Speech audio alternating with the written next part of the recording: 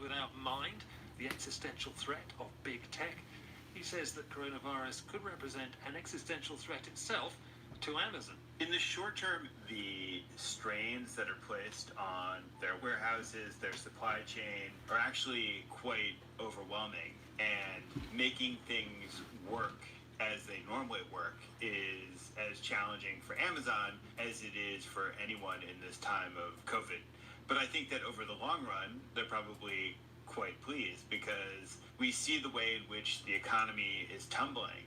Retail is taking a massive hit around the world, and a lot of the shops, a lot of the box stores that are now shuttered won't come back at the end of the virus, and Amazon will be standing there still, the reigning supreme retail power. We don't know, obviously, how this crisis is going to play out. We certainly don't know how it's going to play out in terms of Amazon's brand image. But it does come at a time when there are growing calls for major tech firms, including Amazon, to be broken up by the politicians. That's right. And the more and more that Amazon is considered a utility, the greater pressure there will be to regulate that utility as other utilities are regulated in society. The biggest question that will shape these debates is that we don't really understand the economy that's going to emerge from this massive, massive economic downturn. If Amazon exists in this unchallenged position and a lot of the rest of the retail world is kind of swept into the dustbin of history, that does focus attention on Amazon, and we're going to have to make a judgment about whether we want to regulate it so that we harness the company to serve the public good, or are we going to apply anti-monopoly laws and find some sort of way to break up the company so that it's not so powerful? And remember that Amazon is not just a retail arm, it's also Amazon Web Services. It is the cloud, and that business has also been booming in the course of the last month. It's a grocer, it owns Whole Foods, it's a streaming platform, which everybody is using to divert themselves in the middle of their quarantines.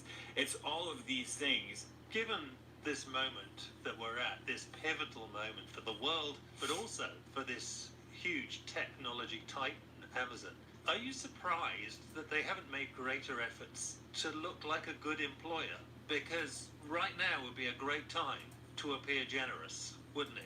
Yes, of course. I would have thought that given everything that's just around the corner for Amazon, that they would be thinking about their image and really making that central to their strategy. And the fact that they haven't done that, I think, is squandering a pretty massive opportunity. If Jeff Bezos decided that he was going to help solve the ventilator problem or help provide some of the masks and solve that problem, he's got the logistics and supply chain mastery to be able to ramp something up quickly like that. But instead, he's been, I think, mostly focused on making sure that packages get delivered on time in a very narrow sort of way. I think maybe wasting a moment that would have helped insulate them when the real tough regulatory questions emerged in the coming months. Frank Fowler, a writer and journalist, ending Ed Butler's report. While of course Ed was looking into Amazon's delivery service, the company is also an entertainment behemoth. Amazon Prime is keeping many of us entertained in our living rooms as cinemas, theatres and music venues are gathering dust. And those people who work in the entertainment industry, like so many others, face an uncertain future. This is probably one of the few times when the show really can't go on, but the bills do keep coming in. The BBC's Victoria Craig has been speaking to two entertainers who've swapped Chekhov for checkouts.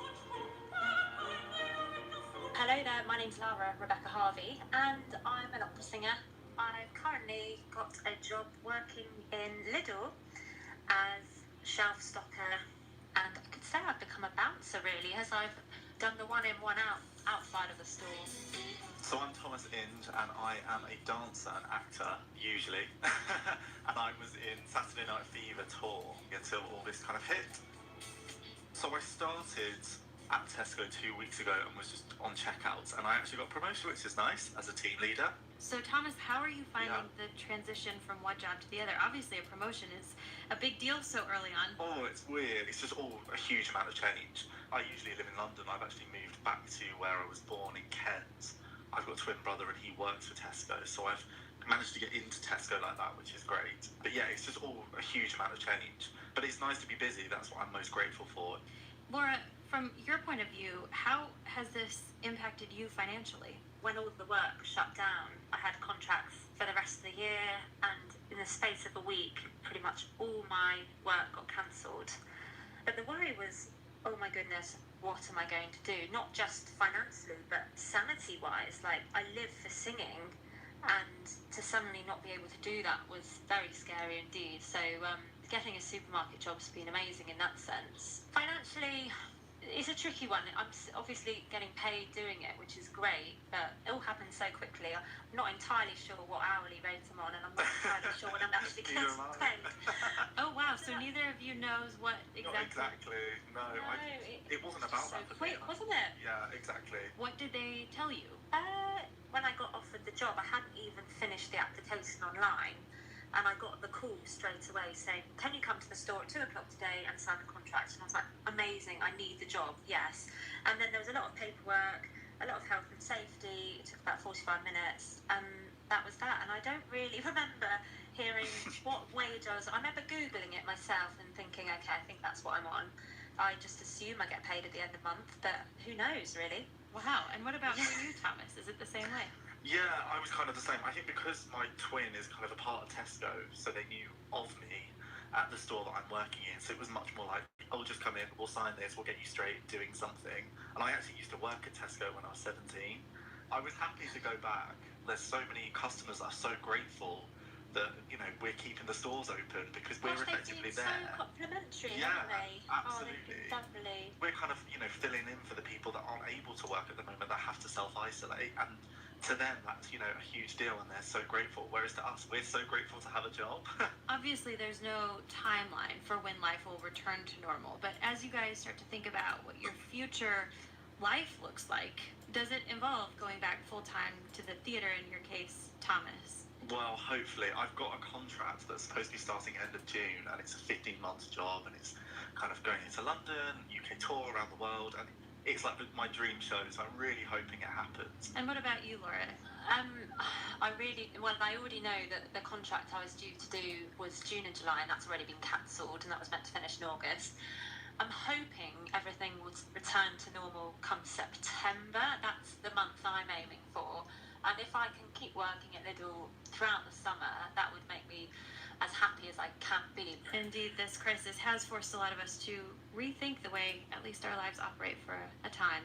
Laura Harvey, opera singer, and Thomas Inge, musical theater actor. Thanks so much for your time. Thank you. Thank you. Great to hear from the opera singer and West End performer there, who've had quite a career change. You've been listening to Business Weekly with Lucy Burton. Stay with us for another look back at some of the week's best business stories.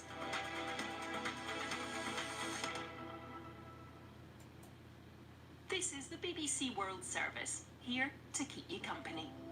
We all have a little more time on our hands these days. Time to catch up with some of the most creative minds on the planet. It's got to come from your gut, and if it doesn't come from your gut, there's no point singing it. The adrenaline starts flowing, everything goes to a different level. Meet people with the ideas and solutions to improve our world. 40 years ago, there were definitely no crystal frogs here. The land under my feet was cattle pasture. That was until one man bought it and made it his mission to turn it back into rainforest. Lose yourself in intriguing tales. It's just water, but it has the power to eat you. It has so much power in it. It's endless.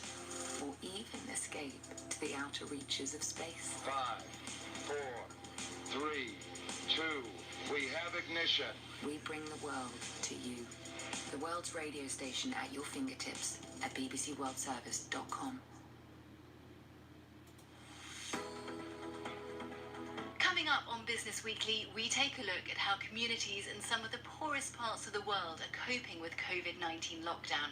Many face a stark choice: leave their homes and get sick, or stay home and starve. We'll hear from people in South Africa and India. We'll also be finding out how some of London's top chefs are putting their skills to use during the pandemic. That's coming up. after the news.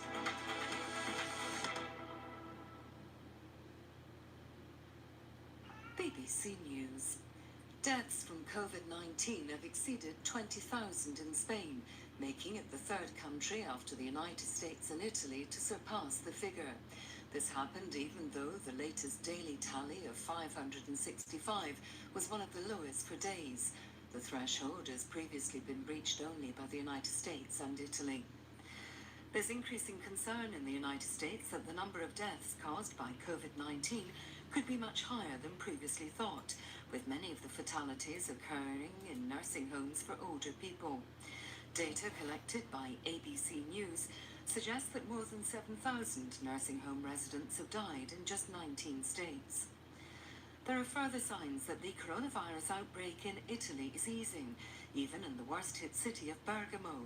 A photograph tweeted by its mayor shows a church that had served as a morgue now filled with flowers. Pakistan's president and some of the country's leading clerics have agreed that mosques may open to the public during the month of Ramadan, which begins next week. But health guidelines on combating the virus must be followed. The authorities in Hong Kong have arrested 15 prominent members of the democracy movement in the semi-autonomous Chinese territory. Those detained for organising and taking part in illegal gatherings include the man known as the father of Hong Kong democracy, Martin Lee, and the publishing tycoon Jimmy Lai. Lesotho's embattled Prime Minister Thomas Tabane has ordered the army onto the streets amid continuing political turmoil. It comes after the Supreme Court overturned Mr. Tabane's decision to suspend Parliament and sack the police chief. The former U.S. Treasury Secretary Paul O'Neill has died in Pittsburgh at the age of 84. He served under George W. Bush, but was fired after less than 2 years in the job. BBC News.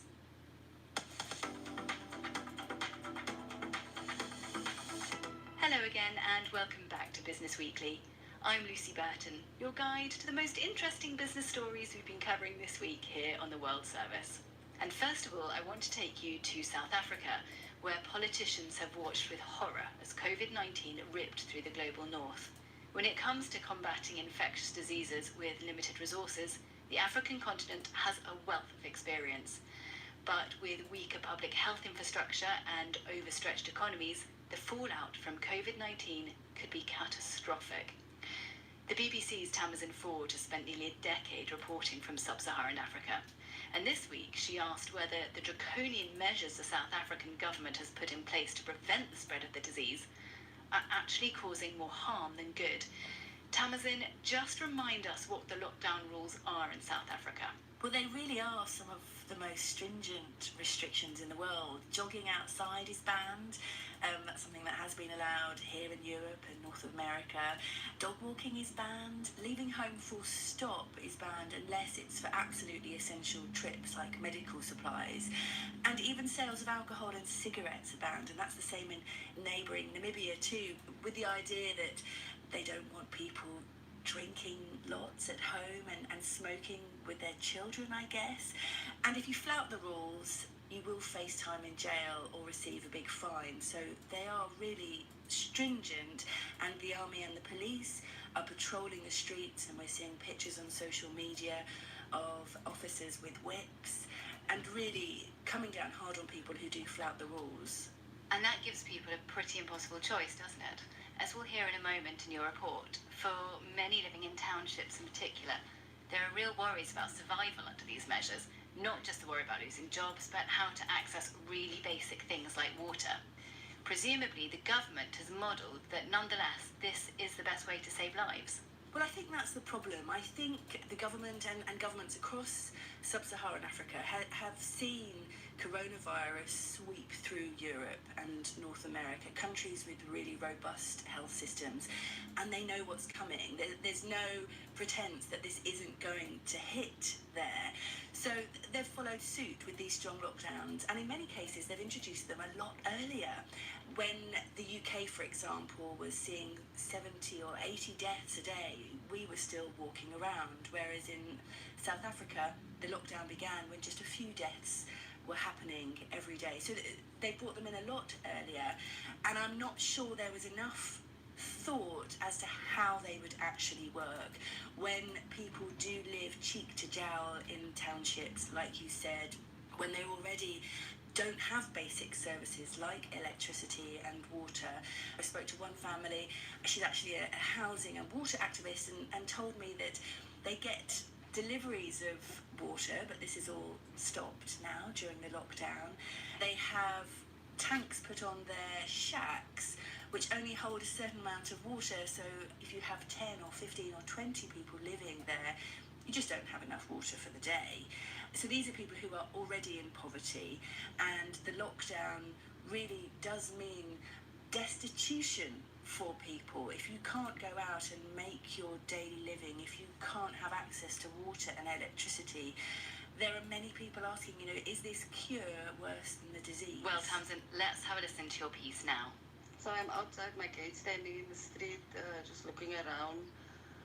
As you can hear, people are busy fixing their windy houses. I live in a backyard shack myself. Very common type of house. People who have put extended shacks onto other people's homes in the backyard or in the front yard, wherever there's space. On some spaces, there's almost 2 or 3 what we call windy houses. We are a family of 10. We have 1 toilet for 9 people, and my father uses his own.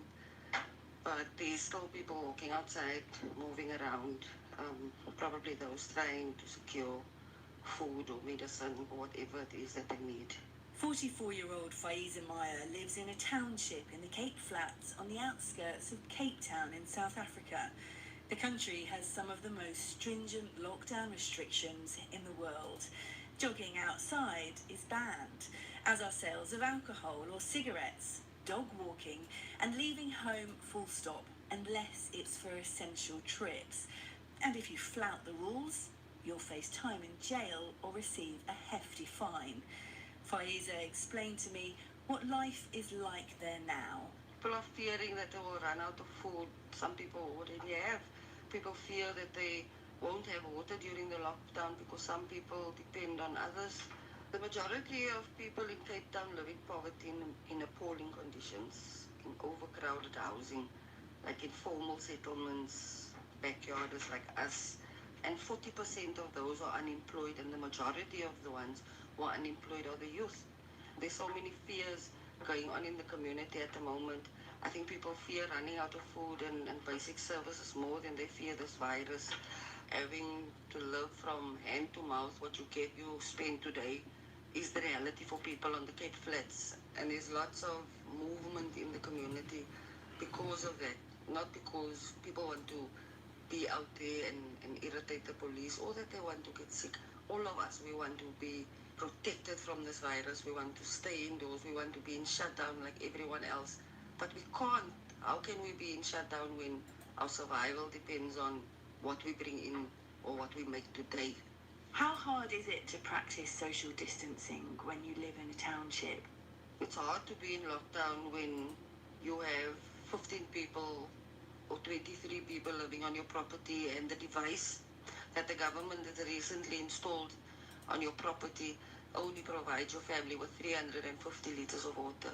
Let's just say there's 10 people in that house and they flush the toilet once, there's 100 liters of water gone if everyone in that family only goes to the toilet once. And so that goes for so many other services that's not being delivered. And on top of the fact that people now don't have food and anything else to support them. So it's extremely hard for people to stay in lockdown, but it's almost impossible. In fact, it is impossible for us to practice social distancing. Social distancing is not as easy as everyone would like it to seem. It's not easy for working class people to stay at home when they have nothing. So it frustrates me when people who's comfortable at the moment, who's not worried about what they're going to eat tomorrow, point fingers to people who are moving around in the community and not listening to what the government is saying. But is the government listening to what the people are saying? They are rather choosing to criminalize people and lock them up or scare the kids in the road when their parents send them to the shop to We don't want to be out there. We don't want to be infected. We want to be healthy. We want to be safe. We want our families to survive this crisis, but we won't. Not at the pace that the government is working, not at the approach that they are taking. It's a similar situation across South Africa. More than half of the population already lives in poverty, earning less than around $2 a day, and many who do have jobs are losing them fast. 34-year-old Tata Ringaka Moroga lives in Tabani Township in Rustenburg, on the outskirts of Johannesburg on the other side of the country. She runs 5 family businesses. All but one of them, the supermarket, are now closed. They've had to stop paying 32 members of staff. To be honest, it hurts. It's not something that you're comfortable with. It's something that you just don't know what to do. The supermarket that's open as an essential business is honestly a godsend for us. We had to close down our pizza restaurant. We closed down our building material store. We had to close down our liquor store. And then we closed down our guest house. So that's a lot of people that we've had to tell to go home, and we honestly can't pay them. This month of April, they're not going to get a salary. And that was hard. That is hard. You know, like you have a husband working at the guest house and the wife working in another business. So now we've had to let go of an entire family. Incomes for a mom and a dad are gone in 1 month, and I don't know what to do. And it's frustrating me, and it hurts that the people that are now your family, it just seems like you've left them out in the cold. I really am privileged. I have a family, and I have backup, I have savings, and they don't.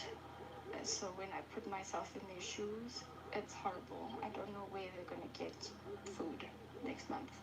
I don't know how they're going to pay rent. I don't know what they're going to do for winter to get clothes for their kids. I don't know, and I feel responsible, but I know it's not our fault as a family, but it's just the way it is. So that's where I am with all of this. Living under lockdown and practicing social distancing in townships and slums may be impossible, but after seeing coronavirus sweep through Europe and North America, parts of the world with robust health systems, African governments are all too aware what awaits them if they do nothing. The World Health Organization says there are fewer than 5,000 intensive care units in 43 African countries that reported the data. To put that into context, that's about the same number as they have in Spain. Dr. Mary Stevens is from the World Health Organization's Africa office in Brazzaville, Congo. We need big level of support from everywhere around the world. Is it really realistic for countries like Liberia, South Africa, cities like Lagos to be in lockdown when you're talking about millions of people living in either shantytowns in the Cape Flats or slums in Lagos and Monrovia? So social distancing has been one of the hot topics for discussion in Africa. How is it that we can implement these measures when we know that one household, maybe in 2 bedrooms, 8 people, 10 people are living together, so how do we implement this? But the government definitely has to do much more than asking people to just stay at home. So we call on them to look at the implications of this lockdown before the measures are being implemented. We've seen an alarming number of deaths in Europe, North America. Are you expecting a tsunami of deaths to sweep through Africa? It actually depends. So in Africa, in addition to the high burden of non-communicable diseases, communicable diseases, HIV/AIDS for instance, malaria, so the high burden of these diseases could also impact on the fatality and of course increasing the number of deaths. But before we get there, I always believe in preventing these things from happening. So if we can limit the number of people that will get infected by making sure that we implement aggressive public health measures the issue of the early detection, robust contact tracing, making sure that we are monitoring all these contacts. But if that doesn't happen, it means that the cases will increase and you will have 20% of the cases being severe and critical, and of course the number of deaths will increase. So before we get there, we need to implement those aggressive measures and maximize the chance to prevent that from happening. As countries in Africa fear the peak of the pandemic is on its way, their economies are already suffering. The World Bank has warned sub-Saharan Africa is about to go into recession for the first time in 25 years. Demand for raw materials such as oil and precious metals are plummeting. Informal traders, who make up as much as 80% of some African economies, are struggling to work under lockdown. Plus, the virus is sapping the billions of dollars of remittances that reach the continent every year. Isaac Mutshego is an economist at Nedbank in Johannesburg in South Africa. This, unfortunately, means that household incomes will be falling. It means that governments will not have the revenue to spend in these economies, and we could actually see job losses increasing significantly, and actually social spending being reduced as governments, will be lacking that revenue. Again, this simply means that these governments will have to turn to both bilateral and multilateral aid to fill the gaps. And of course, lower foreign exchange inflows will put pressure on foreign exchange reserves. That will put more pressure rather, on the currencies, and we could see some of these economies actually being unable to import basic goods because of the low level of foreign currency. What's the solution? Is there a solution? Is it about cancelling debt? Is it about providing an economic stimulus package? What do you see as a way out of this? Africa will need all the help that it can get, but I still believe that many economies across the continent will need a lot more help. They will need credit from their bilateral creditors and also from the multilateral institutions. A lot of aid is going to be needed. A debt moratorium will be needed. Without those, African governments will just not be able to spend to revive the economies, and they will default on the foreign loans. Faiza Maya in the Cape Flats in Cape Town told me she's terrified of what's to come. I anticipate that things are going to get so much worse because people already now don't have any food, any electricity. Some people don't even have soap. So if you don't have the basic things, I don't know what's going to happen. All I know is that hungry people are very angry people, and yeah, you can't stop a mother or a father from doing everything they can to ensure that their family survive through this period. So things are going to get extremely worse if that is not addressed immediately. Faiza Maya from Cape Flats near Cape Town, ending Tamazin Ford's report there. Well, from Africa to India now, where many are facing the same issues that Tamazin was just highlighting. The fear of the virus is causing panic and confusion. The economic effect is, well, uncertainty at best. And as you'll hear in a moment in Rahul Tandon's report, the human cost is utterly heartbreaking. Many are critical of Prime Minister Narendra Modi's efforts to steer hundreds of millions of Indians through these unprecedented times. नमस्ते मेरे प्यारे देशवासियों, corona वैश्विक महामारी के खिलाफ भारत की लड़ाई. That's the Indian Prime Minister Narendra Modi speaking to 1.3 billion people on Tuesday morning.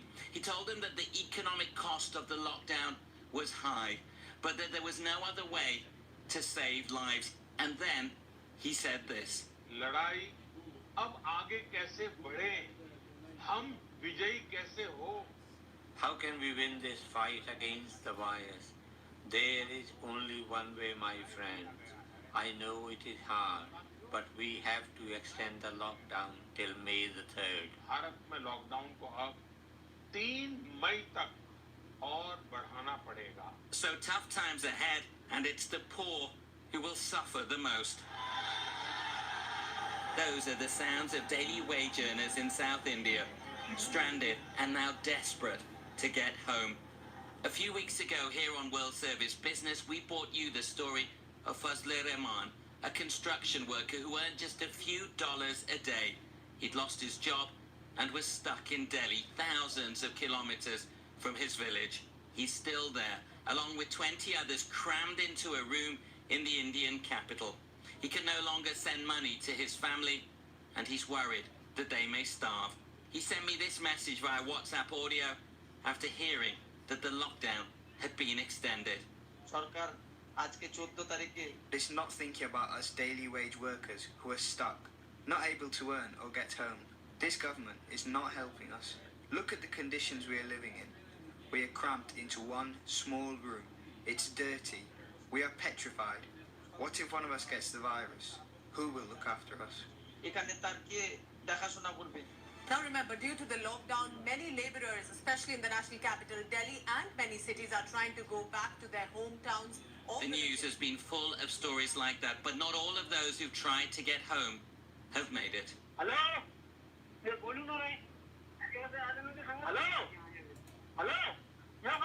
That's the family of Ranveer Singh trying frantically to speak to him on the phone. His last words to them were, "Come and get me, if you can."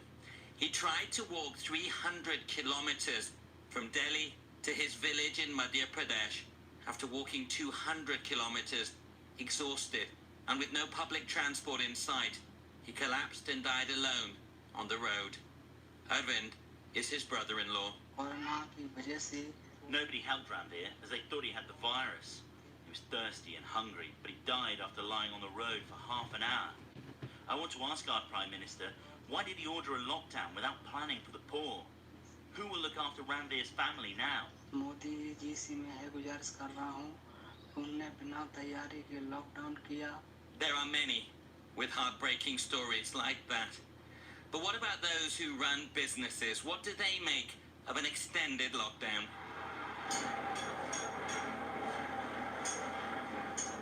Those are the sounds of Shamista Mitra's leather factory. It would normally be busy at this time of year. She produces wallets and bags that are sold across the world.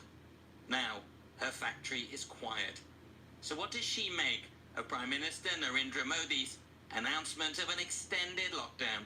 The extension of lockdown will affect us severely because our business is based mainly on exports and production. So it is totally on hold for the time being. Your business is being affected, but did the Prime Minister have any other choice? I am afraid not, because in a country with so many people, this was the best option to control and prevent the outbreak of the virus in the country. No other democracy faces the challenges that the Indian Prime Minister does. Countries are struggling with the economic impact of the virus on tens of millions of lives. Narendra Modi is trying to deal with hundreds of millions. But not all business owners are as pleased as Shamista with his performance. Ramjit Ray runs a marketing firm in Kolkata. The Indian economy was already on a downward spiral before the current crisis. The lockdown and now the extension has possibly killed all hopes of recovery for many businesses. This will surely be the death knell for many businesses in India. Ramjit Ray ending that report by Rahul Tandon. You're listening to the very first Business Weekly here on the BBC World Service. And as we draw to the end of our hour together, I wanted to share with you one of my favourite business stories of the week. Amongst the sadness and fear that we're all coping with, it's rather nice to hear some uplifting news. My colleague Fergus Nichol has been chatting to a head teacher of a school in the East End of London. It's remained open to look after children who are vulnerable or whose parents are key workers. And these children are getting a very special treat from some of the country's top chefs. Fergus began by asking head teacher Paul Jackson how it all came about. Just a couple of days before we moved to that 18% of children, catering providers began to have some difficulties. They were no longer able to pay their staff, and also several members of staff also had underlying health conditions. So by the very last day, we were down to just one member of kitchen staff. So I was racking my brains and thinking of the various connections that I've got And over the last 8 to 9 months, we've been having some very, very interesting conversations with, believe it or not, the Dorchester Hotel, where the Dorchester have been very, very interested in looking at how they might support us as a school. So I picked up the phone, made the request, and lo and behold, on Monday we received 2 chefs from the Dorchester to come and run our kitchens for us. You touched on food donations, Paul.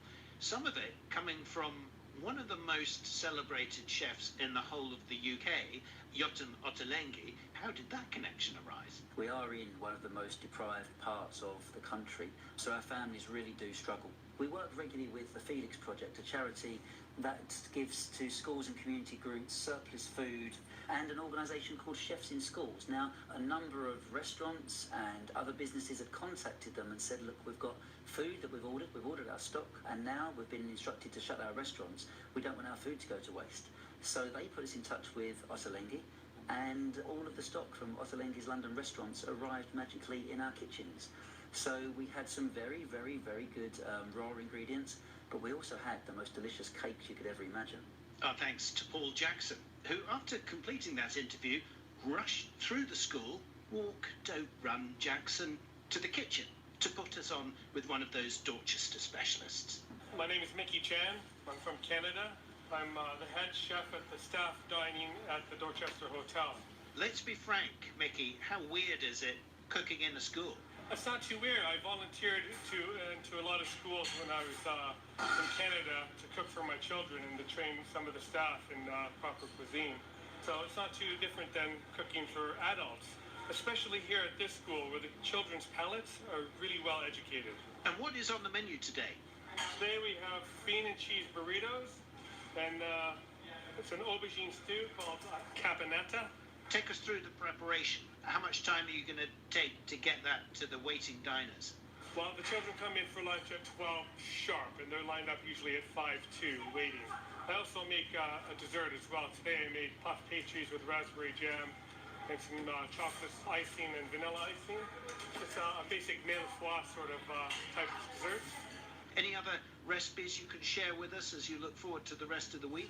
I do a lot of vegetarian vegan here, which is surprisingly very popular with the students and the teachers. But this week I'm doing Southern fried chicken, thanks to a generous donation through KFC, who donated a lot of chicken to us, a lot of chicken. The Dorchester has donated so much as well, yogurts and fresh fruit. So I'm trying to go through that. We're making it and mess for the kids. We're going to boil some eggs and decorate eggs for them as well. So we're educating them too on the different things you can do, like food art. I did fruit carving for them. Fantastic. So there's a bit of education going on at the same time as sounds like you're keeping them extremely happy with lunch. We are trying. Fergus Nickel reporting. And isn't that just wonderful? Eat and mess, aubergine stew, burritos. Not the kind of slop we were served at school. It's the stories of people coming together, donating their time and expertise, that certainly makes me think that even in these bleak times, there is hope. I really enjoyed your company here on Business Weekly, and I hope it's been something of an opportunity for you to digest some of the stories you might have missed during the busy week. This has been our first show, so do get in touch with any thoughts or feedback. We're world.business@bbc.co.uk on email, or I'm at Lucy Burton on Twitter. From me and producer Matthew Davies, thank you for listening. We'll be back same time next week. Goodbye.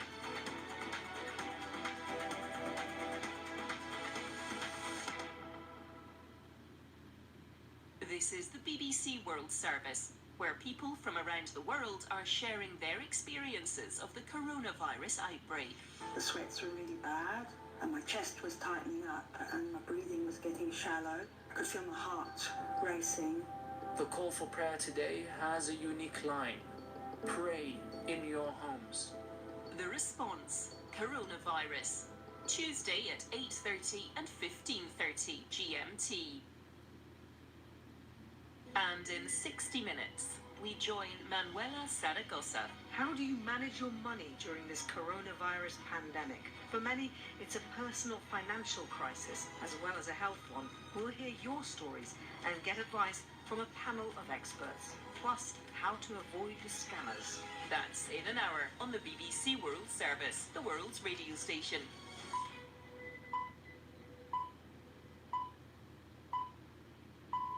It's 17 hours GMT. I'm Jackie Leonard. This is the newsroom from the BBC World Service. Spain has now suffered more than 20,000 deaths from the coronavirus, but today's figure was the lowest in days. We are in a very obvious downward phase, with transmission controlled, but obviously we still have enough cases to need to be very careful. The Pakistani government says mosques can reopen during Ramadan if worshippers respect social distancing guidelines. New Jersey becomes the first American state to issue temporary work permits to foreign doctors as it tries to deal with the crisis. It is entirely fitting that we're the first state to do this. This is a state where the immigrant experience is writ large in our collective history. Also in the programme. I will stay with you through the ups and the downs. One world together at home. The stars taking part in a huge TV and online concert from home. All here on the newsroom. BBC News with Sue Montgomery. Deaths from COVID-19 have exceeded 20,000 in Spain, making it the third country after the United States and Italy to surpass the figure. This happened even though the latest daily tally of 565 was one of the lowest for days. From Madrid, Guy Hedgecoe. For the last week, the number of daily deaths from coronavirus being reported in Spain has remained steady at between 500 and 600, and today's figure continues that trend. The number of those registered as infected with the virus has risen over the last 24 hours by just under 4,500. That's less than the day before, but notably higher than the daily increases that were being recorded earlier this month. The Health Ministry says that this is at least partly because a new, more thorough testing system is in place. Next week, the government will decide whether to extend a national lockdown beyond the end of April. There's increasing concern in the United States that the number of deaths caused by COVID-19 could be much higher than previously thought, with many of the fatalities occurring in nursing homes for older people. Data collected by ABC News suggests that more than 7,000 nursing home residents have died in just 19 states. Andrew Cuomo is governor of New York. I've spoken to a number of nursing homes. I think more than anything, they're overwhelmed. They have staff shortages, staff are getting sick.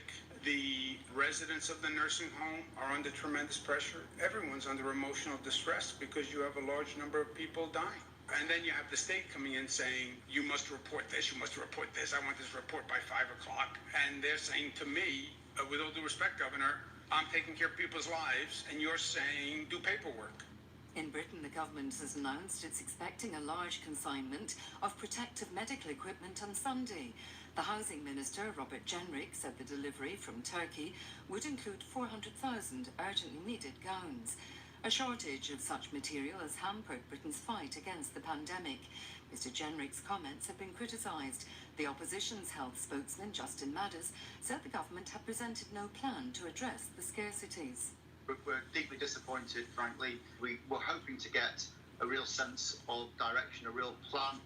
Instead, we got a promise about some gowns from Turkey, which will last a couple of days.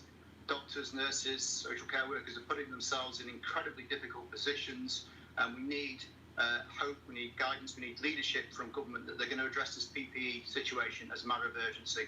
There are further signs that the coronavirus outbreak in Italy is easing, even in the worst-hit city of Bergamo. A photograph tweeted by its mayor shows a church that had served as a morgue at the height of the crisis, now filled with flowers. World News from the BBC. The veteran Hong Kong pro-democracy activist Martin Lee says he believes the order to arrest him and 14 other prominent campaigners came from Beijing. Mr. Lee told the BBC the Chinese Communist Party was determined to close down the democracy movement in Hong Kong, but he said he would not give up. I will never surrender. We'll continue to walk the way no matter how difficult it is. It's only when we give up that there's a dead end. And so long as we don't give up, our democracy will come to China. China may be the last country in the world to have democracy, but how can China resist democracy? Martin Lee and the others have been charged with organising or taking part in illegal gatherings during last year's protests. They're due in court next month. Pakistan's president and some of the country's leading clerics have agreed that the country's mosques may open to the public during the month of Ramadan, which begins next week, as long as health guidelines are followed. These include social distancing between worshippers and holding prayers outside where possible. Lesotho's embattled Prime Minister Thomas Thabane has ordered the army onto the streets amid continuing political turmoil. It comes after the Supreme Court overturned his suspension of Parliament and dismissal of the police chief. There's been pressure on the 80-year-old leader to resign over allegations that he's involved in the murder of his former wife. Russian human rights activists say prisoners have been transferred from a pre-trial detention centre where they allege they've been tortured. Members of the Public Monitoring Commission filed a criminal complaint against officials at the Gorolovo Center near St. Petersburg last September. The former U.S. Treasury Secretary Paul O'Neill has died at the age of 84. He served under George W. Bush, but was fired after less than 2 years in the job. He had been vocal in his opposition to the invasion of Iraq. BBC News. Hello, I'm Jackie Leonard, and you're listening to the newsroom from the BBC World Service. And we begin in Spain, which is entering its 6th week of lockdown. The spread of COVID-19 infection has been slowing for some time, but more than 20,000 deaths have now been linked to the disease. Only the US and Italy have registered more deaths. At a news conference, Fernando Simon, who leads the country's response to the coronavirus epidemic, said he hoped that the numbers would continue to fall. We are in a very obvious downward phase, with transmission controlled. But obviously we still have enough cases to need to be very careful. What we cannot do is to eliminate overnight all the controls that have been implemented to control this epidemic. There have been growing calls for the authorities to start allowing children to leave their homes. Spain is the only country in Europe which bars children from going outside. The regional governments of the Basque Country and Catalonia have been leading the campaign called Free Our Children. Let's cross to Barcelona now and journalist Sara Canals. First of all, Sara, talk us through the latest figures from Spain. Well, overall, Spain has seen a decrease in deaths and new infections since the beginning of April, when the country reached the peak, registering 950 deaths in one day. So this week, the number of daily fatalities have been around the 500, with 565 deaths in the last 24 hours and more than 20,000 in total. We're still talking about grim figures, but the trend is that numbers are going down and stabilizing, and this is what experts are calling a bending the curve. And Spain has one of the highest per capita death rates globally. Why is that? Well, there are many reasons that can explain the rapid rise and the territorial spread of COVID cases here in Spain. The first one takes us back to International Women's Day on March the 8th, where mass demonstrations took place in big cities across the country, despite the lockdown that had been imposed in the north of Italy by then. The second reason relates to football, maybe. Champions League games between Spanish and Italian teams were being played on February, with Valencia traveling to Bergamo to play against Atalanta. FC Barcelona visited Napoli, with thousands of supporters traveling to those cities. And at last, some have criticized Prime Minister Pedro Sánchez for not having reacted faster to the crisis and for not having been more restrictive with the lockdown measures. Well, there have been these calls, haven't there, to soften the lockdown, and it is actually an incredibly tough lockdown. People can walk their dogs, but children have to stay home. Well, that is correct. Spain has partially lifted the lockdown this week, meaning that employees of non-essential activities have been able to go back to work. However, there have been raising concerns around the fact that kids are not allowed to leave home at all. And some parents are claiming that it has been really hard for them. For instance, the mayor of Barcelona, Ada Colau, expressed her disagreement on Facebook 2 days ago, saying that it is unfair that strict rules are still in place for children while other measures are being relaxed as for now. So in this regard, we've seen how some regions, such as Catalonia or the Basque Country, have approved measures today, allowing kids to go outside during specific times and depending on their age, and also following some rules, such as wearing face masks or being accompanied by an adult if the kid is under 16, avoiding parks, and taking short walks. Now, these measures need to be approved by the central government, and we'll see how this plays out. However, this morning, the latest from the health ministry is that it is still risky to allow kids to leave home, and for that to happen, the number of new infections needs to be lower in order to avoid a new outbreak or putting the healthcare system on the brink of collapse again. Sarah, thank you. That was Sarah Canal speaking to us from Barcelona. Orthodox Christians are celebrating Easter today. The bells were ringing this morning at the Nativity Church in Bethlehem, but this year many of the activities have been scaled back because of coronavirus. In Greece, police have been using drones to stop people gathering. Meanwhile, in Pakistan, the government has decided to allow communal prayers to take place during the holy month of Ramadan, which is due to begin next week, on condition that certain precautions are followed.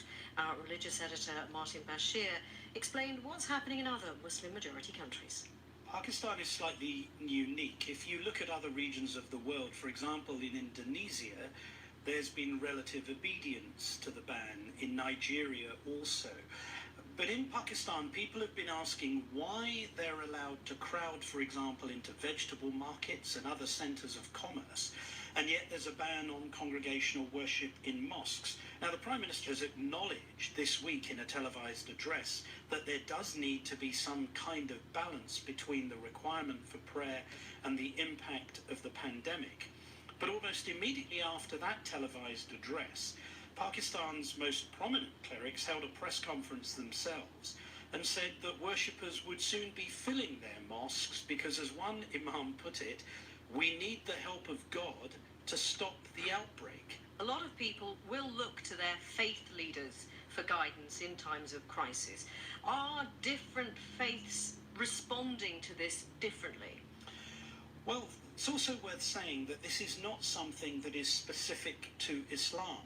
In fact, in the United States, several evangelical pastors have defied state directives. So there's a megachurch pastor in Louisiana, Tony Spell, who was charged with multiple offences at the end of March for hosting services, only to say, well, I'm going to host a service on Easter Sunday, April the 12th. And he said, we're not afraid of dying. We're called to stand against the Antichrist that is creeping into America's borders. In California, the Reverend John Duncan was actually locked out of his church by the owners when he tried to defy stay-at-home orders from the local public health department. What's interesting about both the defiance in Pakistan and in the United States is that many of these mosques and these evangelical churches are not simply places of worship.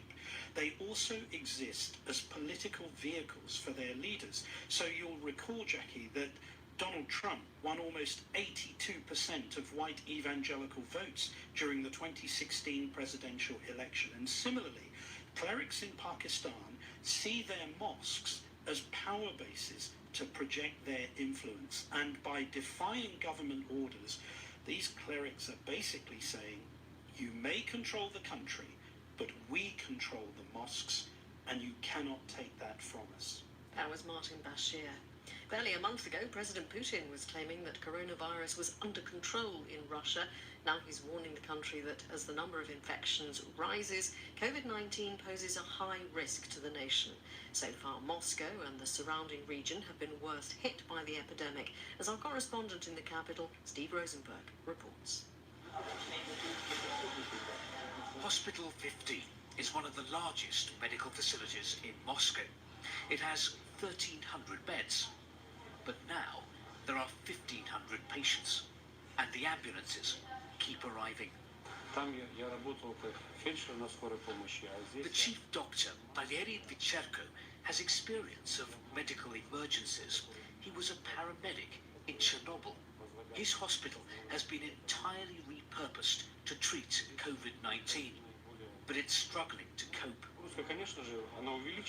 The pressure on us has increased, Dr. Vicherko tells me. We're getting around 150 new patients every day. We're not at breaking point yet, but we're close. Georgi shares his story with me. when he fell ill recently with suspected coronavirus and was struggling to breathe. Twice he called for an ambulance, but none came. When I did get to hospital, it was like watching a conveyor belt, says Georgi. Ambulances were coming and going all the time. I decided to go back home because most of the patients there were even sicker than I was. But the doctors, they were brilliant. It was like they were on the battlefield.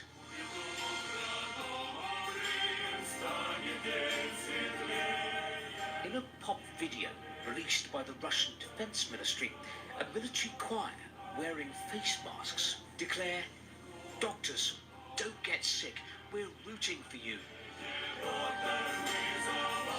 The Moscow Health Department has made a video too,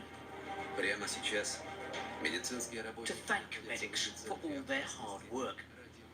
But there's one thing of which there's been little sign in Russia, something which has characterized the public response to this pandemic in so many places. In Britain, Spain and Italy and in other countries, the public have been applauding doctors and nurses and carers throughout this crisis. But this rarely happens in Russia. Social commentator Masha Lippman believes the one thing Vladimir Putin's Russia isn't looking for is more heroes. There is a weak culture of popular heroes. And actually, if there is one hero in Russia, it would be President Putin. From day one of Putin in office, television has worked on his image as a leader of no alternative. I think television sees to it that there would not emerge alternative heroes. Back at Hospital 15, Dr. Vicherko assures me Russians do appreciate doctors' extraordinary efforts. He says that local restaurants have been delivering food to the medics. Then something happens I wasn't expecting at all in a coronavirus ward. The staff present me with a kulich, a Russian Easter cake. It's beautiful, with white frosting and colourful sprinkles. It feels like a tiny ray of hope in what is, right now, a very dark sky. That was Steve Rosenberg in Moscow. This is the BBC World Service in London. Sue has the headlines. Spain has become the third country to suffer more than 20,000 deaths from coronavirus. Thousands of elderly Americans are believed to have died from COVID-19 in care homes across the country. The Hong Kong pro-democracy campaigner Martin Lee says he believes the order to arrest him and other leading activists came from Beijing. Yes, let's get more on this story now. Mr. Lee and the other activists have been charged with organising or taking part in illegal gatherings during last year's mass protests. Mr. Lee told the BBC that the Chinese Communist Party was determined to close down the democracy movement in the territory. They want Hong Kong people to take orders from Beijing, as our Hong Kong government is already doing. They want the entire people in Hong Kong listening to them. They want us to do this, we do this. They want to take away some freedoms from us. We smile and say, so be it. That's the way they want to run Hong Kong. Our Asia Pacific editor Michael Bristow joins us now. So, Michael, the arrests are very significant players in the Hong Kong democracy movement, aren't they? Tell us a bit more about them. They certainly are. Last year, when there was all the protests in Hong Kong, we were regularly hearing about some of the younger activists coming through, people like Joshua Wong. But these people who have been arrested are people who have been around for many, many decades, pushing for more freedoms in Hong Kong. We heard there from Martin Lee. He, in fact, helped in the early years draft some of the laws when Hong Kong was handed back to China. There were others, Jimmy Lai, a publisher whose paper, Apple Daily, has been critical of both Beijing and the Hong Kong government. So a whole host of people who are household names really in Hong Kong, not the younger generation who we're used to hearing over the last the last year or so. So why have they been arrested now? It's very difficult to say because the police haven't said exactly why. They've simply said that as you mentioned a few moments ago, that they took part or organised illegal gatherings last year. But that was some time ago. It's unclear why they were arrested now and why they had to be all arrested at the same time. As I said, the police merely saying that they're applying the law impartially. But Martin Lee, as you in an interview with the BBC a little bit earlier, indicated, and we've already heard this on this programme, that he believes it's Beijing, essentially over the last few days, people responsible, Chinese leaders responsible for overseeing Hong Kong, have been coming out and talking about dissent, talking about how they want to silence it, how they want to bring Hong Kong to heel. So it doesn't seem to be a coincidence that a few days after all that, you have all these high-profile names being detained and charged. Mickey, thank you. That was our Asia-Pacific editor, Michael Bristow. New Jersey, one of the US states worst affected by coronavirus, is to issue temporary work permits to foreign doctors. The governor says it's the first state to take the step. Charlotte Gallagher reports. New Jersey has been hit hard by coronavirus, with more than 3,800 deaths and almost 80,000 cases. Only neighbouring New York has more infections. While other states are calling upon retired medics and recent graduates for help, New Jersey is offering temporary visas to foreign doctors who are living in the US. Governor Phil Murphy said he wanted to tap into the wealth of international knowledge. It is entirely fitting that we're the first state to do this. This is a state where the immigrant experience is writ large in our collective history. This is a state where people from all over the world have come to build a new life and to live the American dream. To qualify for the permit, doctors will have to have been practicing for 5 years and not have any disciplinary issues or criminal convictions. But officials say the visas won't be extended when the pandemic is over. The prospect of not having enough doctors and nurses to treat COVID-19 patients has been a concern across the world. In the UK, medics whose visas were due to expire this year have had them automatically extended for another 12 months.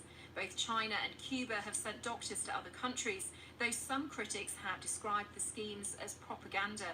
That was Charlotte Gallagher reporting. The Prime Minister of Lesotho, Thomas Tabane, says he has ordered the army onto the streets to uphold democracy. Mr. Tabane said this was to protect the kingdom. Bumani Nkize reports. Residents of Maseru woke up to soldiers patrolling the streets this morning following Prime Minister Thomas Tabane's decision to deploy the military. The move comes a day after Mr. Tabane's controversial decision to suspend Parliament was overturned by Lesotho's Constitutional Court. In a televised address, the 80-year-old leader said the army was deployed to take control of the situation and to take necessary measures against those undermining democracy. Mr. Tabane has come under increased pressure to resign from within his own party. The police suspect him of having a hand in the murder of his previous wife in 2017. His current wife, Messiah Tabane, has been charged in connection with that murder and is currently out on bail. That report by Vumani Nkize. Now, Sue has some of the other stories from our news desk. A leading British doctor has told the BBC that the authorities should take very seriously the World Health Organization's warning that people who get COVID-19 could be at risk of reinfection. The UK has placed antibody tests which check if someone has had COVID-19 at the centre of an eventual back-to-work plan to restart normal life. But Professor Sir John Bell, a member of the British government's new vaccine task force, told the BBC that the WHO was right to question the science. The clearance of the virus is probably driven by the immune response, which is partly an antibody response. But the real question is, does that antibody response provide you with longer-term protection against the disease? And there, the jury is very much out, and they're right to raise that as a caution about overinterpretation of the data. Campaigners for the homeless in Japan are asking to use the Olympics Athletes Village as a shelter during the pandemic. The games were due to take place in Tokyo this summer, but have now been postponed until next July. Tens of thousands of people have signed a petition calling for the village to be used. And people in Ireland have rebuffed a request from a New York Times journalist for information about the actor Matt Damon. The Hollywood star has been staying in the Dublin suburb of Dalkey since March. The reporter made the request on Facebook, but locals told them to leave Damon alone and to respect his privacy.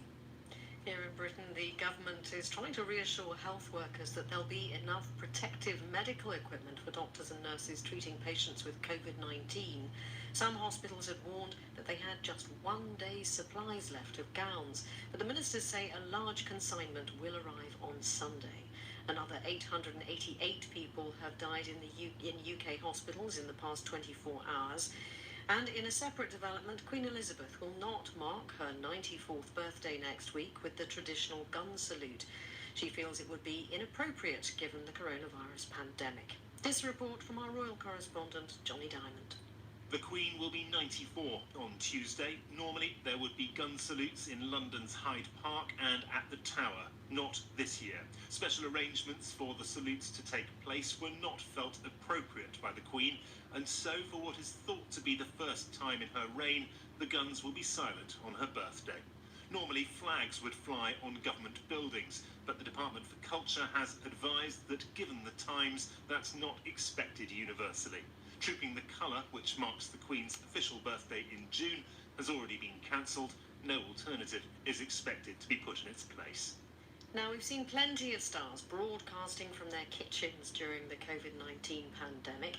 The TV and online music special One World Together at Home hopes to be the biggest event yet, featuring the likes of Stevie Wonder, Billie Eilish and the Rolling Stones. It's in support of the World Health Organization and of health workers everywhere. Our arts correspondent Vincent Dowd reports. I will stay with you through the ups and the downs. I will stay with you when no one else is around.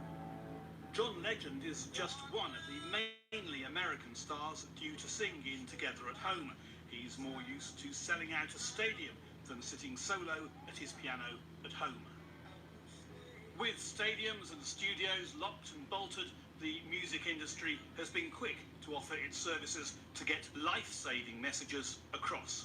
We have to stay home. We have to physically distance ourselves from other people in social interactions. We're all home for a bit. The idea is to support morally and financially the WHO and all healthcare workers. Business donors and others have already backed it with many millions of dollars. Hugh Evans co-founded the charity Global Citizen, which is coordinating the online concert. Brave doctors, brave nurses, lab practitioners are out there on the front line. I think everyone is thankful for that. And so we've found that the artist community has rallied like never before. And it's because I think everyone's realized that frontline community health workers are the real heroes in all of this. And everyone's put that into perspective. Settle down with me, you'll be my safety. Some of the acts like Camila Cabello and Shawn Mendes have already streamed one-off appearances for Together at Home. But this is much bigger. Saturday night's TV show will be seen in America simultaneously on ABC, CBS and NBC, on online platforms and widely around the world, live or recorded. Lady Gaga got it all going. She too says it's all about the health workers. The medical and scientific workers around the world right now are absolute heroes, and they are an absolute triumph. They're sleeping in their cars to not infect their families or their patients. They are doing everything they can to save lives. It's absolutely astonishing. All right, ready? 'Cause you're a sky, oh, you're a sky full of stars. Other artists include Chris Martin, Celine Dion, Idris Elba, Shah Rukh Khan and Stevie Wonder. President Trump's decision to remove funding from the WHO will doubtless attract comment. But Together at Home is not an on-air fundraiser. With so many people anxious about their finances, the organisers decided this was not the time to ask families and individuals to contribute. A report by Vincent Dowd, ending this edition of the Newsroom. Stay with us, we have a news summary coming next.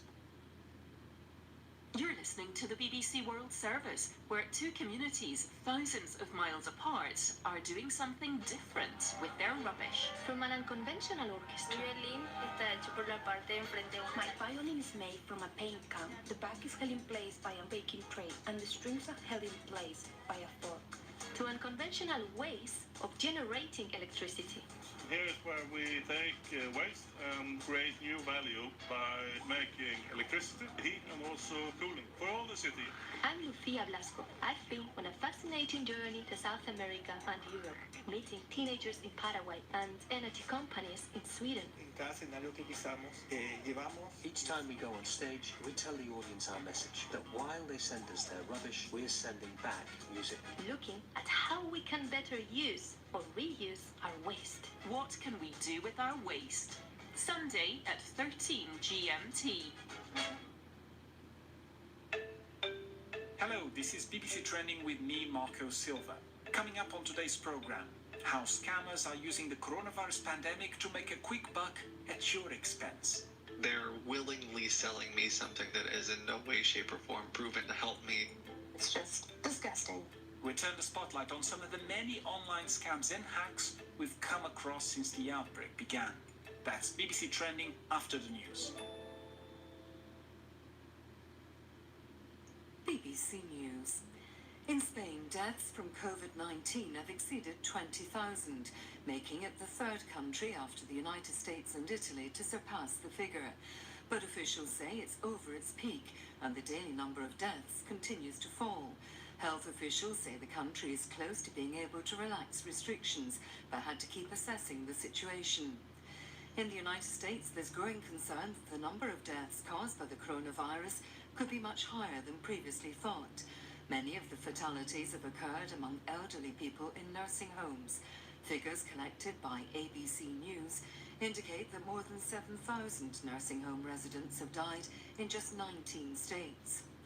The British government has announced that a large consignment of protective medical equipment is expected to arrive in the country on Sunday. The housing minister said the shipment would include 400,000 urgently needed gowns. Equipment shortages have hampered the fight against the virus in Britain's hospitals. There are further signs that the coronavirus outbreak in Italy is easing, even in the worst-hit city of Bergamo. A photograph tweeted by its mayor shows a church that had served as a morgue now filled with flowers. The veteran Hong Kong pro-democracy activist Martin Lee says he believes the order to arrest him and 14 other prominent campaigners came from Beijing. Mr. Lee told the BBC the Chinese Communist Party was determined to close down the democracy movement. Russian human rights activists say prisoners have been transferred from a detention center where they allege they've been tortured. Members of the Public Monitoring Commission filed a criminal complaint against officials at the Gorolova Center near St. Petersburg last September. Detainees said guards frequently beat them and locked them up with tuberculosis sufferers. BBC News. I woke up and I had a message from one of my followers saying that they couldn't find my Instagram account. And I panicked and I was like, oh my goodness, what's happening? I went to Instagram and it said that it was disabled because of my Facebook. So I then went to Facebook and I had to go through some security measures, which included verifying that there was this person. It was asking me if I'd added them, and I hadn't. And then it said, did you do this post about coronavirus? And I hadn't. And then at the end of all of that, it said, sorry, your account's been disabled. That's how I found out that I was hacked. I'm Marco Silva, and this is BBC Trending, where each week we take an investigative look into the world of social media. It's no exaggeration to say the coronavirus pandemic has turned many of our lives upside down, but where some see a crisis of unprecedented proportions, others see an opportunity. Coronavirus, it's no surprise that scammers have found a way to take advantage. For the past few weeks, hackers and scammers around the world have been busy using the confusion, the anxiety, the chaos created by this pandemic as cover for their activities. So today we turn the spotlight on the darkest corners of the web and expose some of the many, many scams and hacks we've come across since this outbreak began. To help us understand how some of these scams work, I've enlisted the help of my colleague Joe Tidy. He's the BBC's cybersecurity correspondent. Hi, Marco. So, Joe, the reason why I invited you to join me here today is because I know online scams are just one of the things you're keeping track of as part of your work. Yeah, and there's a lot of it going around, isn't there? The hackers out there are they're having a field day, aren't they? Everyone's working from home, everyone's using bits of software that they're not normally used to. They're working on unsecured Wi-Fi or less secured Wi-Fi than their work Wi-Fi, for example. And of course, we're seeing tons and tons of new types of attacks and scams being sent into people's inboxes every day. We're going to have the chance to talk in more detail about those emails you're referring to. But for now, let's just go back to the person we heard right at the beginning. Abby Damon-Jones is a book blogger and artist based in Bath, an incredibly picturesque city in the southwest of England. She runs an online business selling some of her artwork, and she says social media has been crucial to bring new customers in. So you can imagine how she felt when she woke up one morning and found out her Facebook and Instagram accounts had been hacked. It was gut-wrenching. You know, in one fell swoop, I lost my business, so my career, and I lost, the majority of my communication with my followers and customers and friends and also some family members. It's hard to know for sure what happened, but here's what I've managed to piece together. In the middle of the night, while Abby was asleep, hackers somehow gained access to an old email account of hers. Using that, they logged into Abby's Facebook account and immediately changed her passwords, which effectively logged Abby out. And this is where the hacker goes a bit weird, because having taken over Abby's account, one of the first things they did was to publish a post. And it started with warning in capital letters, followed by, I didn't read it fully, but basically it was something about the coronavirus, and it said coronavirus a couple of times. Just a few hours after the hacker took over Abby's account, Facebook permanently disabled it, saying it didn't abide by their community standards. In the emails they sent Abby, Facebook said, among other things, that it doesn't allow support for violent organizations on the platform. Why did they say that? Well, we can't be sure, but what we do know is that on top of publishing a post about coronavirus, the hacker also changed Abby's profile picture and replaced it with a black flag used by a number of jihadist groups. Now, was it the dodgy coronavirus post what led to Abby's account being disabled?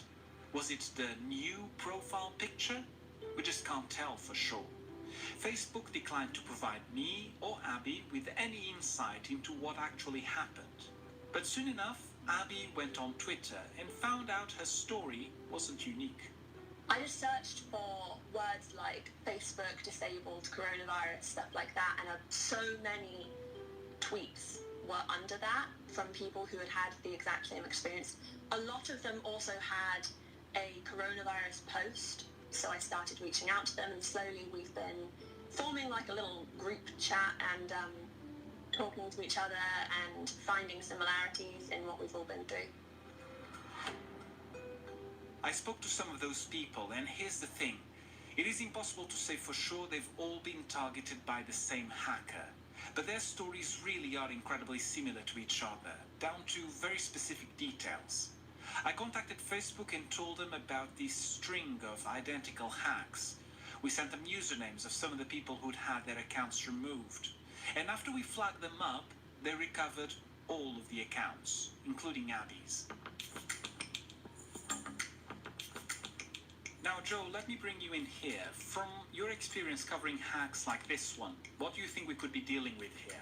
It sounds like what's happened here is that hackers have somehow got hold of her email address and her password on probably a decades-old database somewhere, and the hackers basically put them through a bit of software, and it allows them to test lots of different websites at the same time, seeing whether or not that email address and the password that's correlated to it will get them into certain services. What's interesting about this case is it doesn't seem like there was much chance of them gaining money, but this seems to me like they may have got in, it may have just been young hackers mucking about, or maybe proving themselves in their hacker groups. That's sometimes a thing. They have to prove their worth as hackers by proving that they can hack into somebody's account and cause some sort of damage. And that's why some of these hallmarks, these calling cards that the hacker is leaving, that's why that could be important, because what they can do is they can take screenshots of the jihadi flag and the posts about coronavirus. They can take screenshots of that on all the different accounts that they have hacked successfully to show the other hackers in their group that they have achieved this on, 10, 20, 100 different accounts. And is this sort of case something that you've come across a lot since this coronavirus outbreak began? I mean, how often have hackers been using these tools to trick people? Yeah, well, the credential stuffing is what you do when you've got the details. That's something that's sort of the second stage of a hack, if you like. The first thing is, how do you get those credentials? And what we're seeing during this coronavirus pandemic is lots of different techniques from hackers who are using the fear, the chaos, the panic.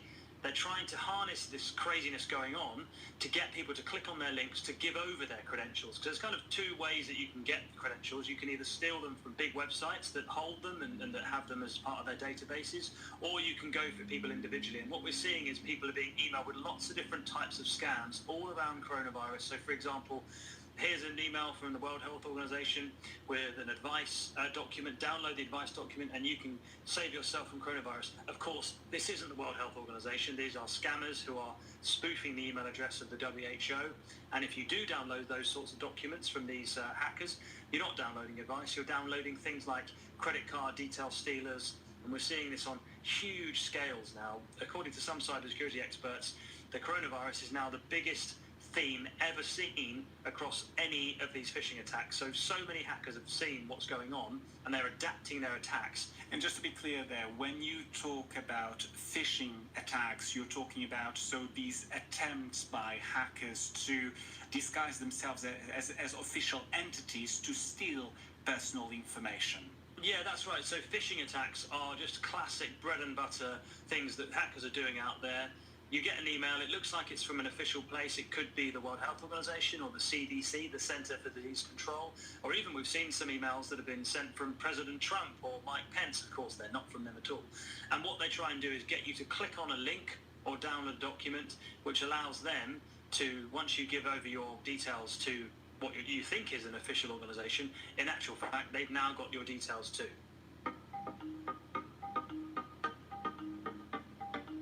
With the number of people dying of coronavirus going up every day, it's no surprise that some of us feel a bit anxious or fearful about the future.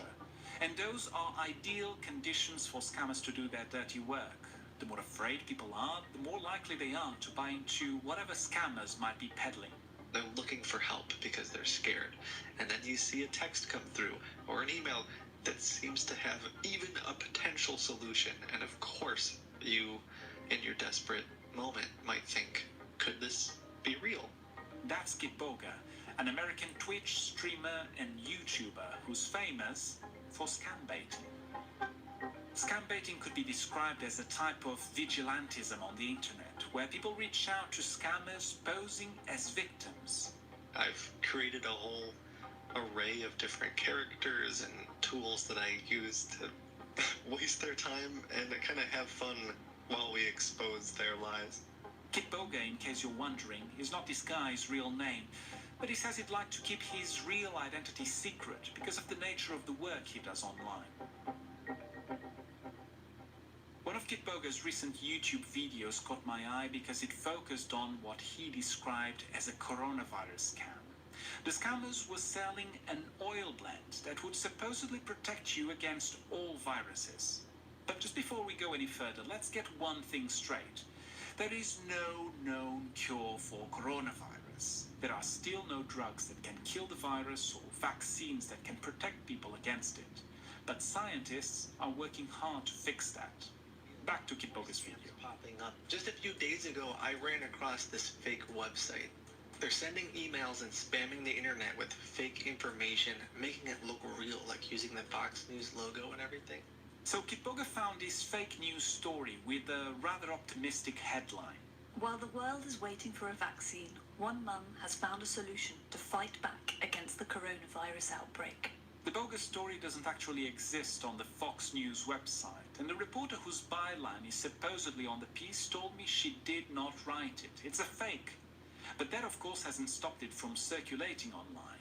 And this fake story spoke of a miraculous blend of botanical oils that might just kill coronavirus, or at least give your immune system the boost it needs to resist it. Pretty bold claims, so when Kitboga found their makeshift website and a phone number, he decided to give them a call, posing as an old man. Well, I saw the article on Fox about how there was a mom who found a solution for the coronavirus. And you gotta hand it to her. She's probably very smart. Do you have any of that available, the cure? Yes, sir. We have it. You would think at least this person knows that I think it's the cure, and they're willingly selling me something that is in no way, shape, or form proven to help me. Has it been tested that much, or is it brand new? Sir, I just want to inform you that this immunity blend has been tested already. In fact, we're almost out of stock. So you need to get hurry. If you ever feel like you are in a situation where you have to act now, and they're not giving you time to think about it, especially if they say something like, if you don't do this right now, you will lose out on this offer, or whatever it is, that is a pretty big indicator that it's something sketchy or something fraudulent is going on. Very effective to fight against coronavirus because it contains 100% pure essential oils, and it also supports healthy immune function.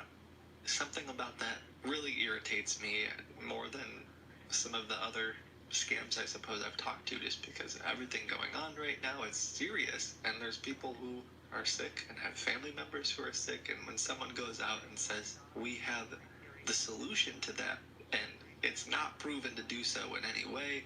The active ingredient for this is a proprietary blend of cinnamon, clove bud, lemon, lime, eucalyptus, rosemary, peppermint, and oregano essential oils. I'm sorry, you're saying you got some stuff from your garden and blended it up?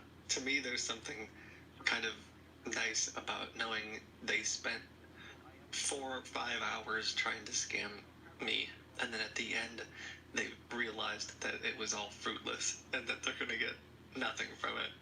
Upon checking it right here, sir, we have a problem with your address because it's not found in the USPS. It doesn't exist. Just like your cure. You lying son of a gun. In case you're wondering, we did try to reach Finest Herbalist, the company selling this blend of botanical oils, to find out what they have to say. Thank you for calling us. When I called them myself, I was put through to their customer service. No one there was able to tell who's actually in charge of the company, but they gave me an email address for me to send my questions, which I did, but I'm still waiting for an answer. It's worth mentioning that since Kitboga published his video, the New York Attorney General has written to Finest Herbalist and ordered them to stop promoting their products as a means to cure or treat coronavirus. And that's because in US, it is illegal to advertise that a product can prevent, treat, or cure a disease unless you have the scientific evidence to back it. So it begs the question, what can you do to best protect yourself against hacks and scams? Let me bring in Joe Tidy again. He's the BBC's cybersecurity correspondent. So Joe, what would your top tips be then? Well, I suppose it's just to be extra cautious, especially around anything to do with coronavirus at this time, because we know that it's on everybody's mind. It's on my mind all the time. I'm sure it is yours as well. So it's a sort of thing where we know that scammers and hackers are out there. They're sending people things by email, by text, on WhatsApp. You've just got to question, whenever it's this sort of pandemic stuff, where's this coming from? Can I say with confidence where the link is going to take me if I click on it? Really, the advice should be don't click on anything unless you're absolutely sure of where you're being taken.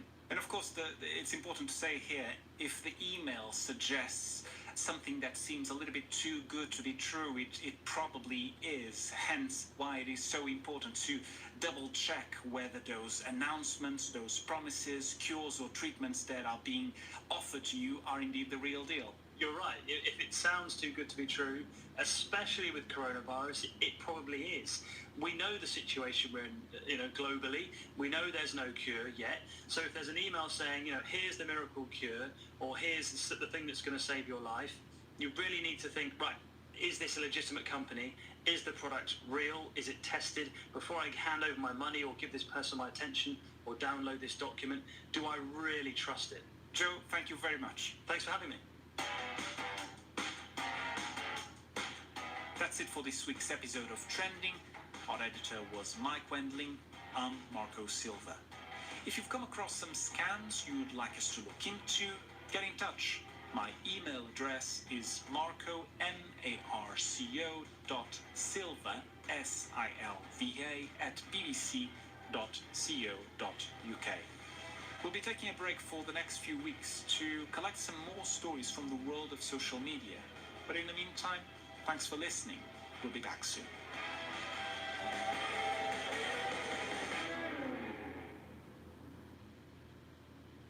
It's time to hear what you think of the BBC World Service in Over to You. This week, why is Sports World still on air when there's no live sport? We talk to the show's editor. Plus, how do you ensure World Service news programmes are truly reflecting the effects of coronavirus on people all around the world, on a human, personal level? I'm Rajan Datar, and this is Over to You. To start, and with the ongoing impact of the coronavirus, some listeners are asking why there are still sports shows, such as Sports World, on the BBC World Service, when in fact there's very little live sport to report. We were going to talk about the Masters this weekend, of course. It would have been taking place as we speak. We would have been going for live updates. That's been put back from April to November. The USPGA... Liz Fletcher, Hong Kong. I generally love all the programmes, except the sport. The football is repeated several times as well. The cricket's less so. I can't believe that even when there's no sport being played, it still gets the same airtime. Hi, Over to You. This is Jimmy from Barbados. You asked whether or not the sports program should continue even while there is nothing happening because of this coronavirus. I think so, because generally it takes the mind away from the constant barrage of death and sickness and all the other things. And plus it helps those of us who are stuck at home. Mike Hughes, Newcastle, the UK. There is almost no professional sport going on, yet the BBC's obsession with it is shown by the absurd continuation of many hours of programming for it on the World Service. Well, joining me on the line now from Salford in Greater Manchester is the editor of World Service Sport, Colin Patterson. Hello, Colin. Hello, Rajan. What do you say to listeners, Colin, like Mike and Liz, who say that sport should be dropped from the schedules when there is no live sport to report on? I think the first thing to say is that while there may not be actually live sport going on the pitch or wherever, that it's not the only thing that we in the World Service Sports Department are interested in, even in, if you like, normal times. And I genuinely believe that our listeners who enjoy live sport don't stop being interested just because those sports and the personalities who take part in them are, going on, if you like. Of course, obviously, the lockdown and the consequences of it have led to some huge stories as well that I think just even a few months ago would have been unthinkable. The postponement of the biggest sporting events we were looking forward to this summer, the Olympics, the Paralympics, the European Football Championship. And then we've got the financial impact on sports clubs and organisations. And of course, our sports stars themselves are coping with the lockdown. So I think there's lots to be getting on with, to be covering. Hello, over to you. This is Pradeep from Bengaluru, India. Now, since there are no matches to be covered, I think this is an excellent opportunity to focus on sports personalities in the sports programs. I would also like to revisit some of the great sporting actions. Listener Pradeep says that he loves the way that Sports World runs background interviews and archive material. Now, is that something that you're going to be playing out more in the foreseeable future? I think in the coming weeks weeks and months, depending on how long we're without live sport, then that is definitely an avenue that we would look at. There's a sort of double-edged sword there. I think if you're talking about this going on for months and months and months, and do we sustain the kind of output that we've been doing in the last few weeks, then possibly not. I would say that we would probably have to change the kind of coverage that we're doing at the moment. I think people will become bored of the coronavirus and its consequences per se carrying on for months and months and months. But at the moment, I have to say, I genuinely believe that the amount of sports news stories that this whole situation has led to has actually surprised us in the sports department. We probably ourselves thought just 2 or 3 weeks ago, we will struggle here. We will not be able to maintain output at this level. I don't think genuinely at the moment that we're sounding as if we're really having to fill or pad the programs out. I honestly believe that there's a strong level of stories still out there. Colin Patterson and everybody who commented, thank you very much indeed. No problem. Thank you, Roger. Now, in spite of everything going on, the World Service very much remains on air. So how much are you listening to the World Service in these times of lockdown? Are you trying out new programs that you never listened to before? If you don't want wall-to-wall coronavirus coverage, what do you want? Well, here is how to get in touch. Email over to you at bbc.co.uk, or you can tweet at over to you BBC. Next, and the coronavirus has seen the BBC World Service air some deeply personal stories about people's experiences surrounding the virus. Recently, NewsHour heard from Jeffrey Kuo, a doctor at the emergency department at a medical centre in New Orleans. And so we manage these patients to the best of our ability with that understanding, and with the understanding that we may ultimately acquire the disease as well, and perhaps even have our family members and loved ones acquire the disease. Do you have the equipment you need? An example of how the BBC World Service is reflecting real on-the-ground stories and humanising the effects of coronavirus on the world. Well, to discuss this, joining me is NewsHour editor Joe Floto. Hello, Joe. Hello. Let me ask you, in one way, you do have an endless flow of news about one subject from all around the world that I presume could fill your programme 10 times over. So how important is it to get the kind of perspective you do from the likes of Dr. Kuo? Look, it's hugely important for us. This is a global pandemic, and if we're not careful, this can become just a list of statistics, and that we're looking at death tolls and infection rates and hospitalizations across the world. And so what we're trying to do every day is to make sure that there are faces and names and voices behind those statistics. Now, health professionals are one thing, and by and large, they do want to talk to us about the crisis they're facing. But what about people who've lost loved ones? Tell me how you find them and how easy it is to persuade them to talk. We don't really have to persuade people. What we're doing is looking for people who are already willing to talk. The scale of this presents its own challenges, but what we're trying to do is to find people who are willing to talk about their loss, to make sure that we get that sense of how devastating this disease is, not just in terms of GDP or in terms of the dollars that are being lost to economies, but in terms of what it does to people's families. So you've got somebody dying who you might very well not actually even be able to hold their hand or see them physically when they're actually in the hospital. A lot of people are... Looking at the bigger picture, I mean, as you say, you don't want NewsHour not to be just an endless list of stats. At the same time, there are some people who are online savvy, very media literate. They're going to be quite easy to get on air. What about the homeless man dying in the gutter in Delhi? How do you get them? How do you get their perspectives? Absolutely. Look, there is no substitute for reporters on the ground. That's the real lesson from this. We can do a massive amount remotely. We already have been using social media and the internet to reach people across the world. That's what we do all the time on NewsHour. The real key in this story are those people who don't have smartphones, who aren't on the internet, who are dying quietly in large numbers in the slums of Sao Paulo, in the shanty towns of Johannesburg, and as you mentioned, in India. And that requires our reporters to go out. We're lucky to have still a network of reporters who are able to go out and safely, using a long boom, a long stick, to put a microphone and some distance between them and their interviewees, but to try and get down on the ground and report what people are doing in these places where they're not connected to Twitter or Facebook or Instagram. Joe Floto, editor of NewsHour, thank you very much indeed. You're very welcome. And with that, it's time to say goodbye. Wherever you are in the world, please look after yourself. I'm Rajan Datar, the producer is Howard Shannon, and we'll be back with more of your feedback at the same time next week.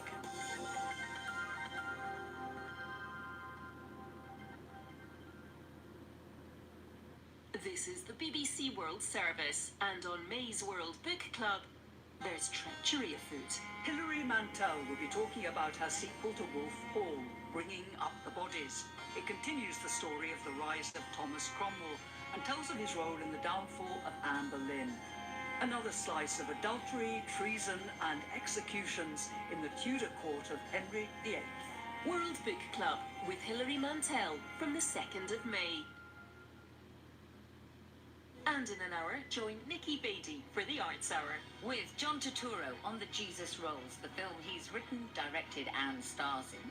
DJ and dance producer MJ Cole shares his sublime new album Madrugada, and author Bernardine Evaristo talks to me about her writing and her Booker Prize-winning novel Girl, Woman, Other. This is the BBC World Service, the world's radio station.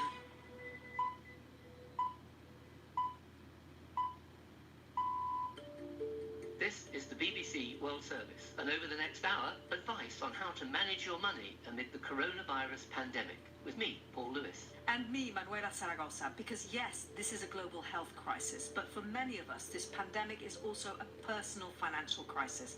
We'll hear your stories. Compared to what I do before, this is like nothing. Our landlords do not want to forego the rentals. The banks do not want to forego the interest. We'll hear too how governments across the world are tackling the financial fallout in very different ways. What advice is there for those struggling to pay their bills? Make sure that you're communicating with your utility providers, your creditors, your landlords, your mortgage lenders as soon as possible, and let them know that you're facing financial difficulty. Plus, scammers and fraudsters are using the pandemic to prey on the vulnerable. What can you do to protect yourself? That and much more coming up on Your Money after the latest BBC World News. BBC News with Sue Montgomery.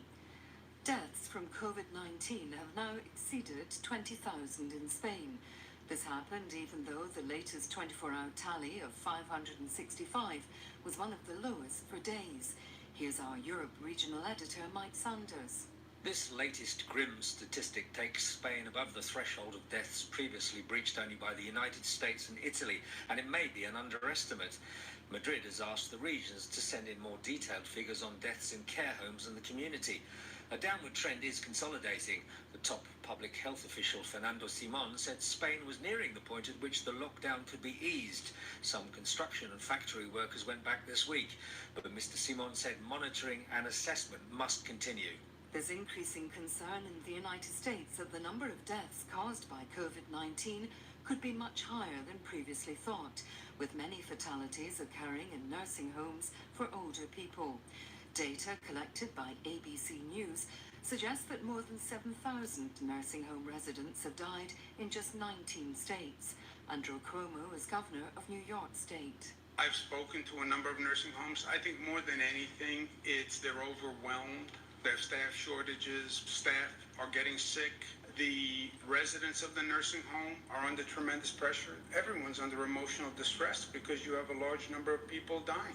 And then you have the state coming in saying, you must report this, you must report this. I want this report by 5 o'clock. And they're saying to me, with all due respect, Governor, I'm taking care of people's lives, and you're saying do paperwork. The British government says it's determined to get much needed protective equipment to medics on the front line as soon as possible. The scarcity has left many doctors and nurses afraid for their lives and has hampered their hospital work. The main doctors' union reacted angrily to the latest government advice to wash and reuse gowns, the item in shortest supply. The housing minister, Robert Jenrick, said new stocks were due. A very large consignment of PPE is due to arrive in the UK tomorrow from Turkey, which amounts to 84 tonnes of PPE and will include, for example, 400,000 gowns. So very significant additional shipment. But demand is also very high. There are further signs that the coronavirus outbreak in Italy is easing, even in the worst-hit city, Bergamo. A photograph tweeted by its mayor shows a church that had served as a morgue at the height of the crisis, now filled with flowers. Last month, as the number of deaths linked to COVID-19 rose, the army took dozens of coffins to churches and then to crematoriums. But the mayor said the last of the coffins had been removed. World news from the BBC. Taylor Swift and the Rolling Stones are two of a stellar cast playing a special international benefit concert in support of medical workers that's getting underway about now. Artists like Stevie Wonder, Luis Fonsi and Christine and the Queens will be performing from their homes. Speaking ahead of the show, the hostess, Lady Gaga, said it was intended to tell stories of triumph and hope which would bring the world together. The medical and scientific workers around the world right now are absolute heroes, and they are an absolute triumph. They're sleeping in their cars to not infect their families or their patients. They are doing everything they can to save lives. It's absolutely astonishing. The later stages of the 6-hour-long concert will be broadcast in many countries around the world. The veteran Hong Kong pro-democracy activist Martin Lee says he believes the order to arrest him and 14 other prominent campaigners came from Beijing. He said the Chinese Communist Party was determined to close down the democracy movement in Hong Kong, but he said he was confident that democracy would come to China eventually, as long as campaigners didn't give up. The army in Lesotho is reported to have returned to barracks hours after being instructed to restore order by the embattled Prime Minister Thomas Thabane. In a television address on Saturday, he accused unnamed law enforcement agencies of undermining democracy. The 80-year-old is under pressure to resign over allegations that he was involved in the murder of his former wife. One of Beirut's best-known hotels has been forced to close by a combination of Lebanon's dire economic crisis and a coronavirus lockdown. In happier days, Le Bristol hosted famous guests including the Shah of Iran, the jazz musician Dizzy Gillespie, and President Jacques Chirac of France. The hotel stayed open through Lebanon's civil war, but its managers said the current economic situation was unbearable. BBC News.